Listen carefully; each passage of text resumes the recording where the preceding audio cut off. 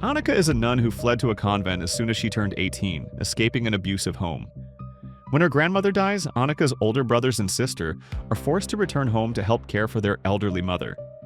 Medical tests show that the woman is physically healthy, but psychologically she has suffered a severe emotional breakdown, leaving her children to decide what should happen to her next. But coming back to the family home reopens old wounds and long-buried resentments, and worst of all, it seems that this is exactly what their mother wants, as if she's possessed by some kind of demon.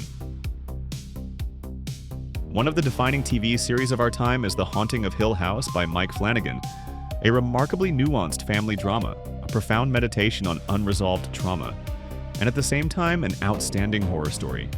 It isn't just a show you binge over a weekend, it's a major work that rewards multiple viewings. The Voices of Our Mother attempts to step into that same river in feature film form, exploring trauma, abuse, good and evil, and the nature of love. Looking only at the film's plot and message, you might assume that its writer-director Mark O'Brien, who also plays the eldest brother, is a deeply religious man, but that isn't really the case. He simply enjoys working with religious themes. The film explicitly argues that the only way to defeat evil is to love it, and that all darkness is born from light. But the way this idea is presented here left some Western critics practically choking with outrage. According to the film, a decent man can become a violent abuser because of his wife. Isn't that victim blaming in its purest form? In reality, O'Brien clearly never intended for his message to be interpreted that way.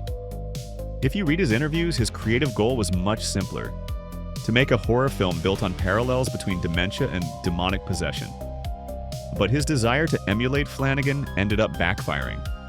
What he created is an awkward Frankenstein's monster of a movie, one that offers neither an engaging story, nor meaningful introspection, nor satisfying genre filmmaking.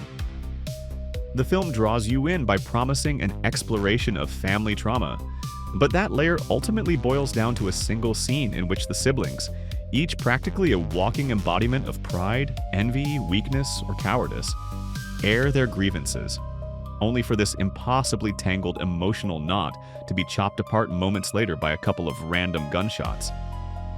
It hooks you by suggesting an exorcism story, then reduces everything to the simplistic conclusion that evil can only be defeated with love and darkness with light. O'Brien assembles an excellent cast, but never gives them the chance to fully show what they can do.